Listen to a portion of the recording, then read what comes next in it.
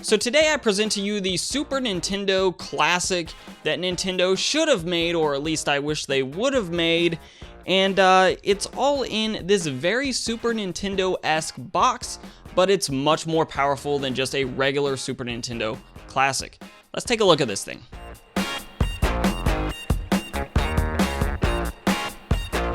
So you may have actually already guessed that we're going to be using a Raspberry Pi with specifically a Model 3B in my case, though you can use any other model of the Raspberry Pi, though the case itself is only for the 3 and the B and the B Plus, I believe, but you could probably get the other ones to fit in this case pretty well if you really wanted to. You may just need a little bit of a workaround with it. As you also probably guessed, we are using RetroPie as the operating system that'll get our emulators up and running and give us access to games that really start with the very early days of gaming and go all the way up to the Raspberry Pi. I've had pretty good success up through playing Nintendo 64 games. Anything more modern than that is probably pushing the Pi's hardware a little bit hard on the emulation front. But what I want to do now is go ahead and take a closer look at this particular case, and I'll come back with some of the wrap-up. Okay, so in this box with this particular kit, we do get a nice little carrying bag here for the SNES case, as well as the Pi inside of it. So that's appreciated, though definitely not really necessary. And then the actual case itself comes in this box, which cutely enough looks like an SNES. So let's go ahead and get this thing open, check out what accessories we get with this particular kit. So here we have a screwdriver and a small fan that I'm not going to be using that is included with this particular kit. I'll talk more about that fan here in a little bit. There were some rubber feet that were included that actually worked really, really well. We have some easy to understand instructions, and then we also have some heat sinks. My Pi already had heat sinks on it, so I didn't use these, but still a nice inclusion anyways. And then of course we have the actual Pi case itself. This is of course the SNES version, though there is an NES version of this case that just looks like an NES instead of the SNES. So if you're interested in that, I will leave links down below for that case, as well as this one and everything else in this video that I'm talking about.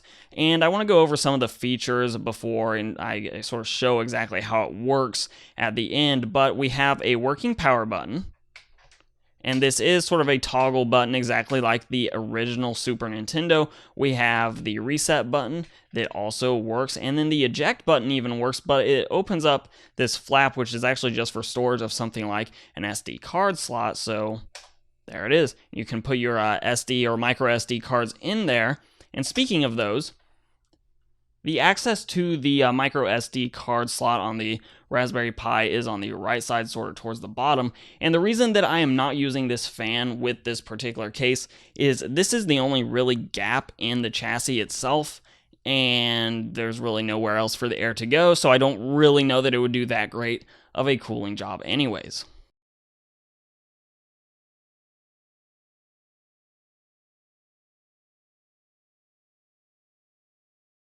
Okay, and you probably saw me struggling with it a little bit there, but these rubber feet on this side, this is the front side, actually hide the screw holes, whereas on the bottom side, or the back side rather, they don't. So that's a little bit of a sort of quirk of this particular case. I'll go ahead and pull out the SD card here and conveniently store it away.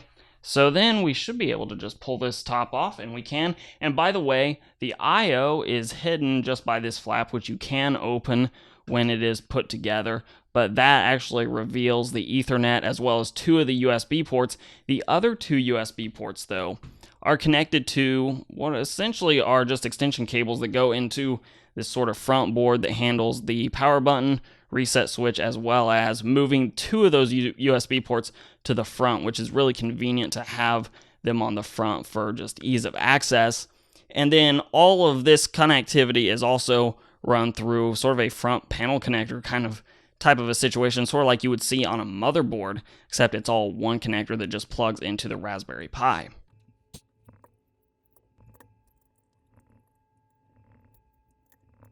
And then lastly, if we actually pull the Pi back up, there is another smaller circuit board on the back, and that is the power pass-through, where you can actually see that the power does not get pulled directly from the Raspberry Pi itself. It goes through this board, gets intercepted by this other circuit board, which is where you get the power and reset functionality. It's not actually going through the Raspberry Pi software to do that. It's actually just handled by this particular circuit board and then passed through to the Pi in that way. So you actually sort of bypass the Pi as far as the power delivery goes on this, but then you do have on the back part of the case, you do get the audio port and the HDMI sort of pass through to the rear I/O. So I'm going to go ahead and get this thing put back together, and then I will sort of show you some B-roll of it getting turned on and booting into RetroPie to see what that looks like, because that's where a lot of this magic happens. It really gives you that sort of Super Nintendo feel, but gives you much more functionality than the SNES Classic.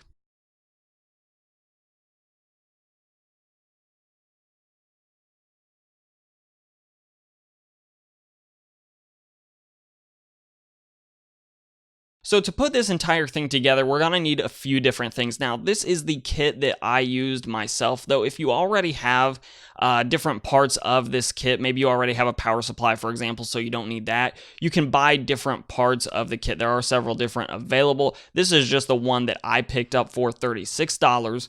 Then moving over to the Raspberry Pi itself. Now, you can get a Pi 3 Model B Plus, but I'm using a Raspberry Pi 3, and this is just the Raspberry Pi itself, nothing else, no frills with this one, and that's another $35. And then popping over, if you need a controller, you can pick up a really nice quality SNES USB controller here for just $15. So all three of these parts put together are going to run about $86 with Amazon's current pricing, and for comparison's sake, you can get an SNES Classic right now from Amazon for $80. Now, obviously, the difference is you're getting a lot more flexibility with the Pi instead of the SNES Classic. So this could actually be a really nice option for several people out there that want to play classic retro games, not just on the SNES console, but even other games. The Pi can play a lot of these retro emulators extremely well, whereas the SNES Classic is limited to just about 30 games. Actually, I totally lied. The listing only says there are 21 games. So even worse of a deal. So that's really it. For just a few more dollars than you can get an SNES Classic from Nintendo with only 21 games of support. You can get this thing up and running with a ton of game support. I have no idea how many games it can actually run between all of the different emulators. Now, it is worth noting with emulation, you're operating in sort of a legal gray area depending on where you live, depending on if you already actually own a physical copy of the games you're emulating or not. I'll let your own moral judgment sort of be the guide for you there. But if you use something similar to this, maybe you use your own RetroPie setup, let me know in the comments down below. Do you use a case? Do you just use the generic Raspberry Pi cases that you can find all over the internet? Or do you use something a little bit sort of cooler with a little bit of a nostalgic feel like this? Let us know down below. And of course, if you like this video, hey, give it a like, share, subscribe, comment. All those things are very helpful to the channel. You can follow me on Instagram and on Twitter at Hoosier Hardware. And as always, I'll let YouTube queue up a couple more videos around me from my channel for you to watch. I'm Shane with Hoosier Hardware, and I'll see you guys in the next video.